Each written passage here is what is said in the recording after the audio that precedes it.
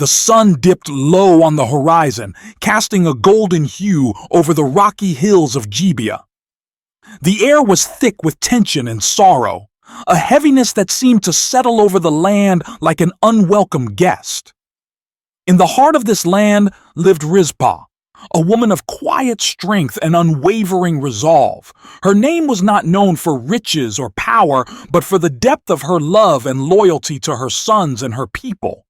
Rizpah was the concubine of King Saul, the first king of Israel. She had lived through years of royal triumphs and defeats, witnessing the rise and fall of a dynasty. But now, in the aftermath of Saul's death and the turmoil that followed, Rizpah found herself thrust into a tragedy far greater than any she had faced before. The land of Israel was suffering under a severe famine, a punishment, it was said, for the sins of Saul. Years earlier, Saul had broken an oath made by Joshua, an ancient promise to the Gibeonites that they would be spared from harm. In his zeal, Saul had attempted to annihilate them, an act that had brought blood guilt upon the land. Now, under the reign of David, the famine had stretched into its third year, and the people cried out for relief. King David sought the Lord's guidance, and the answer was clear. The blood guilt of Saul's actions must be addressed. David called upon the Gibeonites, asking what could be done to make amends.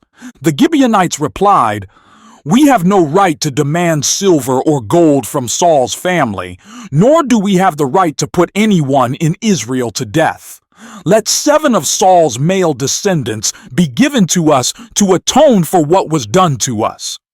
We will hang them before the Lord at Gibeah of Saul." The news spread like wildfire, and Rizpah's heart froze when she heard it. Among the 7 chosen were her 2 sons, Armoni and Mephibosheth. Though Rizpah was a concubine and not a queen, her love for her children was no less fierce. She pleaded with anyone who would listen, hoping to spare her sons from the cruel fate that awaited them. But the decision was final. David, bound by the need to bring peace and justice to the land, handed over the 7 descendants to the Gibeonites. Rizpah could do nothing but watch as her sons were led away, her heart breaking with every step they took. The executions were carried out at the beginning of the barley harvest. The 7 men were hung on a hill in Gibeah, their bodies left exposed as a sign of atonement. The Gibeonites believed this act would satisfy the Lord's justice and bring an end to the famine. For most, the story might have ended there, but for Rizpah, it was just the beginning. She could not bear the thought of her sons' bodies being desecrated by scavengers. She could not allow their memories to fade into obscurity, their deaths treated as a mere transaction. So Rizpah, armed with nothing but her determination, took a coarse sackcloth and spread it out on the ground near the hill where her sons hung. Day and night she remained there. Under the scorching sun and the chill of the stars, Rizpah kept vigil. She chased away the birds that swooped down during the day and the wild animals that prowled at night. Her grief was a fire that burned brighter with each passing moment, fueling her resolve to honor her sons. Her vigil did not go unnoticed.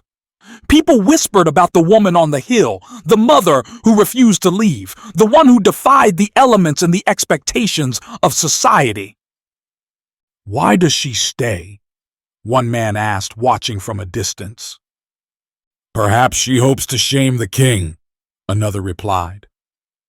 "Or perhaps she simply loves her sons too much to abandon them," a woman added softly. Rizpah's action stirred something in the hearts of those who heard her story. She was a mother fighting against injustice, a symbol of love that transcended death. Her grief was raw and unrelenting, but it was also powerful, a force that could not be ignored. As the days turned into weeks, Rizpah's vigil became a rallying cry for those who had suffered loss and injustice. She was no longer just a grieving mother. She was a beacon of resilience, a voice for the voiceless. The days turned into weeks, and Rizpah remained on the hill, her presence a quiet but defiant protest. She moved constantly, waving her arms and shouting to keep scavenging birds at bay during the day, and wielding a branch to drive away wild animals at night. Her hands were blistered, her face weathered by the sun and wind, but her resolve did not waver. Rizpah's vigil was no longer a private act of grief. It had become a spectacle. Travelers passing through Gibeah stopped to watch, their eyes wide with astonishment. "Who is she?" a merchant asked as he halted his cart at the base of the hill. "She's Rizpah, one of King Saul's concubines," a local man explained. "Those are her sons up there. She hasn't left their side since the day they were executed." The merchant shook his head in disbelief. "A mother's love," he murmured, "stronger than death itself." Word of Rizpah's vigil began to spread, reaching far beyond Gibeah. People spoke of her with a mix of awe and pity. Her unwavering devotion moved some to tears and stirred others to question the justice of the executions. In Jerusalem, King David sat in his court, listening as his advisors discussed matters of state. The famine was beginning to lift. The rains had returned, and the land was slowly recovering. Yet even in the midst of progress, a sense of unease lingered. The story of Rizpah had reached the ears of the king, and it weighed heavily on his heart. One evening, as the sun set over the city, David called his trusted advisor Nathan to his side. "Have you heard about Rizpah?" David asked, his voice somber. Nathan nodded. "Yes, my lord. Her actions have touched many. She has endured more than most could bear." David stared out at the horizon, his thoughts distant. "She has shown more courage and devotion than I can fathom. I fear we have failed her and her sons. They deserve better than to be left exposed like this." The next morning, David summoned his council. His voice was firm, but there was a hint of sorrow as he spoke. "We have done what was necessary to atone for Saul's sin, but we must not forget our humanity. Those men, though they bore the weight of their father's actions, were still sons and brothers. Rizpah has reminded us of that." The council fell silent, their expressions a mix of shame and agreement. David continued, "We will gather the remains of Saul, Jonathan, and these 7 men. They will be given a proper burial in the tomb of Kish, Saul's father. It is the least we can do to honor them and bring closure to this chapter." As David's orders were carried out, word reached Rizpah that the king had decreed a proper burial for her sons. She stood on the hill, her body weary but her spirit unbroken, as soldiers approached with reverence. They assured her that her sons' remains would be treated with dignity, and she nodded, her tears falling freely for the first time since her vigil had begun. The people of Gibeah gathered to watch as the remains were carefully taken down and prepared for burial. Rizpah followed silently, her steps steady but heavy with grief. She had fought for her son's honor, and now, at last, she could lay them to rest. The burial was solemn and dignified. David himself attended, standing alongside Rizpah as the men were laid to rest in the tomb of Kish. The king's presence was a testament to the impact Rizpah's actions had made, not just on him, but on the entire nation. The burial of Saul, Jonathan, and the 7 descendants marked a moment of closure. But Rizpah's story continued to echo across Israel. Her vigil on the hill had become more than an act of mourning. It was a testament to resilience, love, and a call for justice. People across the land spoke of her with reverence, and her name became synonymous with devotion. In the bustling markets of Jerusalem, merchants shared her story as they sold their goods. "Did you hear about Rizpah?" a woman asked her friend as she sifted through a basket of spices. "She kept vigil for months, chasing away the birds and beasts to protect her sons." Her friend nodded, her expression somber. "And because of her, the king gave them a proper burial." It's a lesson for all of us, isn't it? To never forget the ones we love, even in the face of loss. In the royal court, David reflected on the impact of Rizpah's actions. He often spoke of her to his advisors, using her story to emphasize the importance of mercy and justice. One day, during a council meeting, he addressed the group with a tone of quiet authority. "Rizpah's vigil was not just an act of grief," David said. "It was a call for us to remember the humanity of those we lead. We cannot allow our decisions to disregard the dignity of life, even when justice demands sacrifice." Nathan, the prophet, nodded in agreement. Her actions remind us that God's justice is always tempered with mercy. She showed a strength that many of us could only hope to possess. Meanwhile, Rizpah returned to her modest home, her body weary but her spirit at peace. For months she had endured scorching days and freezing nights, driven by love and a determination to honor her sons. Now, with their burial complete, she sought solace in the quiet corners of her life. But Rizpah's story did not fade into obscurity. Visitors began to arrive at her home, seeking her wisdom and strength. Mothers who had lost children came to her for comfort, and young women admired her courage, finding inspiration in her unwavering love. "What gave you the strength to stay on that hill for so long?" one woman asked, her eyes wide with curiosity. Rizpah smiled softly, her voice steady. "It was love," she said simply. "Love that would not let me rest until my sons were honored. And it was faith, a belief that God saw my pain and would not abandon me." As Rizpah's story spread, it sparked conversations about the role of women in Israelite society.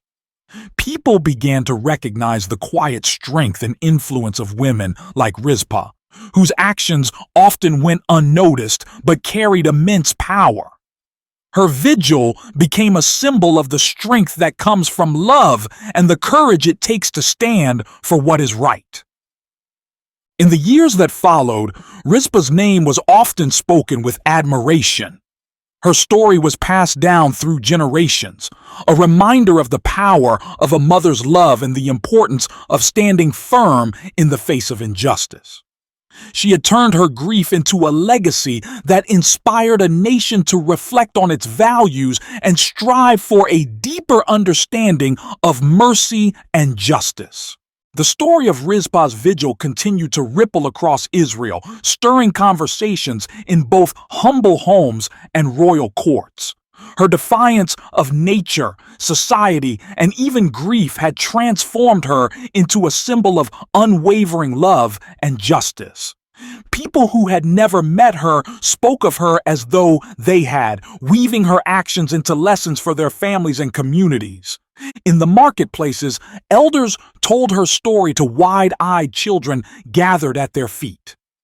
She stood under the burning sun and beneath the cold stars, one elder said, his voice reverent.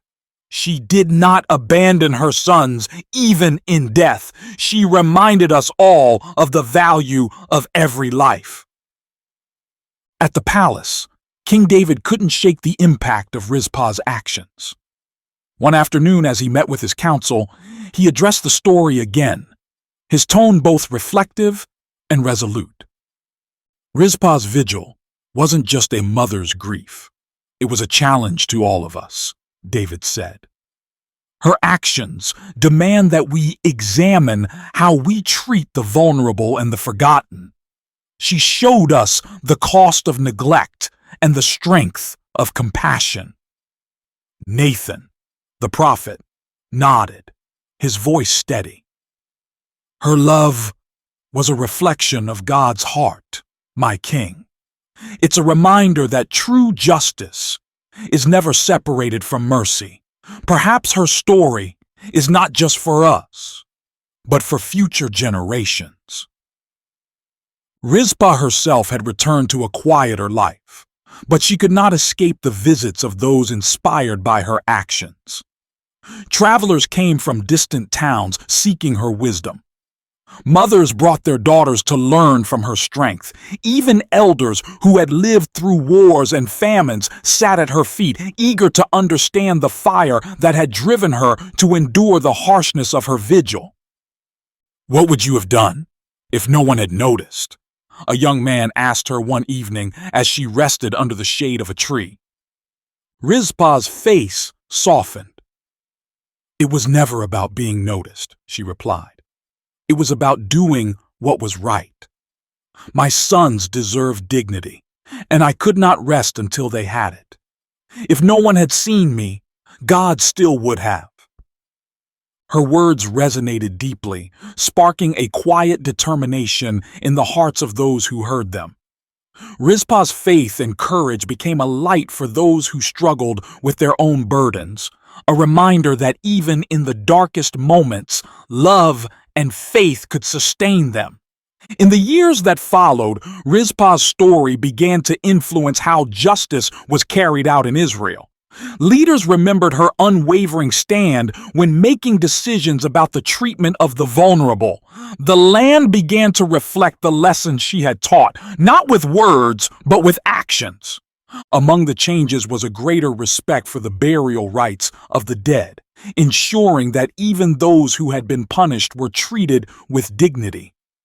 Rizpah's stand on that hill had redefined how the nation understood compassion, justice, and humanity. One day, as Rizpah sat with a small group of women who had come to hear her speak, one of them asked, "Do you think your sons know what you did for them?" Rizpah looked at the woman, her expression serene. "I believe they do," she said. "And I believe God saw every tear, every moment. My sons are with him now, and I trust that he has given them the peace and honor they deserve." Her words brought tears to the eyes of those listening.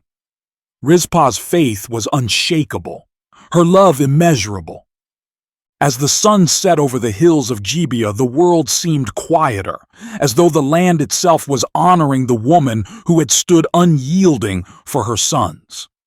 Rizpah's name became more than a story. It became a call to action, a reminder of the power of love and the strength of a heart aligned with justice. Rizpah's story was no longer confined to the hills of Gibeah. It had traveled far and wide, reaching towns and villages across Israel. Her unwavering vigil, her defiance of the elements, and her profound love for her sons became a symbol of strength and justice. Everywhere her name was spoken, hearts were moved and lives were changed. In one such village, a widow named Adira listened as a traveling merchant recounted Rizpah's story to a group of gathered townspeople. Adira had recently lost her own son to illness and had felt the sting of isolation and grief. As the merchant spoke of Rizpah's courage, something stirred within her. "Rizpah didn't give up, even when she had every reason to," Adira said to herself. "Maybe I can find that kind of strength too." Meanwhile, in the courts of King David, the story of Rizpah's vigil continued to shape decisions about justice and compassion. David often reflected on how her actions had challenged him as a leader. One evening, as he sat with Nathan and other advisors, he shared his thoughts. "Rizpah showed us what it means to honor the value of every life," David said. "Her story has reminded me that leadership is not just about laws and victories. It's about seeing the people we serve as God sees them." Nathan nodded. "She has taught us all, my king. Her love reflected God's own heart, and her courage has reshaped our understanding of mercy and justice." David stood and walked to a nearby window, looking out over the city. "We must do more," he said, his voice firm. "We must ensure that the vulnerable are protected and that no one is forgotten." The king's resolve led to changes in how justice was carried out across Israel. Burial rites were standardized to ensure dignity for all, even for those who had fallen out of favor. The treatment of widows, orphans, and other vulnerable groups was revisited, with new laws enacted to provide them with protection and care. Rizpah herself was unaware of the full impact of her actions. She had returned to her quiet life, tending to her small home and offering comfort to those who sought her wisdom. But the visitors never stopped coming. People from all walks of life traveled to hear her story, to sit in her presence, and to draw strength from her unwavering faith. One day, a group of young women arrived at Rizpah's home. They had traveled from a distant village, inspired by her story. They carried gifts of fruit and bread, offerings of gratitude for the woman who had taught them the meaning of love and courage. "Rizpah," one of them said, her voice filled with emotion, "we want to thank you for what you've shown us. Your actions have inspired us to live with more faith, more strength. You've shown us that even in the face of loss, we can find purpose." Rizpah smiled, her eyes warm. "It was never about me," she said gently. "What I did for my sons. But if my story has brought you closer to God, then I am grateful. Remember, strength does not come from within, it comes from above." The women left with their hearts full, carrying Rizpah's words with them.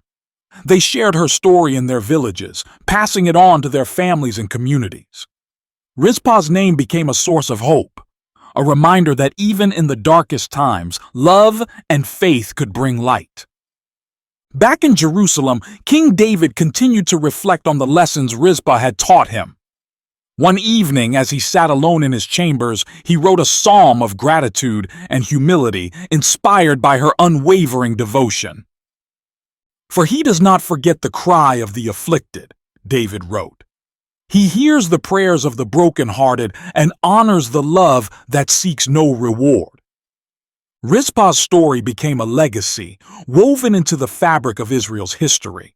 Her name was spoken with reverence, not because she had sought greatness, but because she had shown the world the power of love, justice, and unwavering faith. Years passed, but Rizpah's story endured. It was whispered in humble homes, proclaimed in bustling marketplaces, and even referenced in the temple courts.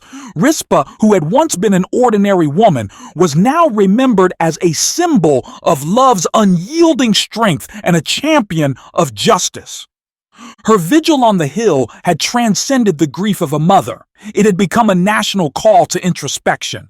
Her quiet, steadfast determination forced Israel to reckon with its own failings and inspired a renewed commitment to compassion and fairness. In the village of Gibeah, Rizpah lived out her days in peace, her once tormented heart now filled with a quiet contentment. Visitors still came to her, not out of curiosity, but to seek her wisdom and strength. One afternoon, a young man arrived, his face lined with worry. "My father died in disgrace," he said, his voice trembling. "No one speaks of him with honor, and I am left to bear the shame. How do I go on knowing I will never clear his name?" Rizpah, her face soft with understanding, placed a hand on his shoulder. "Honor does not come from the words of others," she said. "It comes from how you live. Your father's mistakes are not your burden to carry. Walk in truth and let your life be a testament to what is right." The young man left with a lighter heart, carrying her words like a lantern in the darkness. Meanwhile, in Jerusalem, King David continued to reflect on Rizpah's impact. Her actions had inspired lasting changes in how justice was administered. Burial rights were no longer denied to those who had fallen from grace, and laws were strengthened to protect the vulnerable. Rizpah's stand on that hill had changed the heart of a nation, one quiet act of love at a time. One evening, David gathered his council and spoke of Rizpah. She reminded us that justice without mercy is hollow, and that love is the greatest force we possess. Let her story guide us as we lead this people. Rizpah's name became synonymous with resilience and faith. Mothers told her story to their children not just as a tale of grief, but as a lesson in courage and integrity. Her actions became a touchstone for those who faced their own trials, a reminder that even in the face of unimaginable loss, love could endure. One day, as Rizpah sat in the shade of an olive tree watching the sun dip below the hills, she was approached by an elderly woman. The woman knelt before her, her hands trembling as she held Rizpah's. "Your story saved my family," the woman said, tears streaming down her face. "When my son was accused unjustly, I remembered your courage. I stood up for him, and because of your example, he was given a fair trial." Rizpah's eyes glistened with unshed tears. "It was not my courage," she said softly. "It was the Lord's strength that carried me. If my story has brought hope to even one person, then my son's memory has not been in vain." As the years turned into decades, Rizpah's life became a beacon of hope. Her story was passed down through generations, her name forever etched into the history of Israel. She had lived a life of quiet faith and extraordinary love, and her legacy was a testament to the power of both. The final days of Rizpah's life were filled with peace. She had seen the fruits of her actions, the way her vigil had transformed hearts and changed a nation. As she rested under the same olive tree, she whispered a prayer of gratitude. "Lord, you saw me in my grief, and you carried me through. May my son's memory bring others closer to you, and may my story always point to your love." Rizpah's story did not end with her life. It lived on in the hearts of those who heard it, a reminder that love, faith, and justice could change the world. And though she had walked a path of sorrow, her journey left behind a legacy of hope etched into eternity.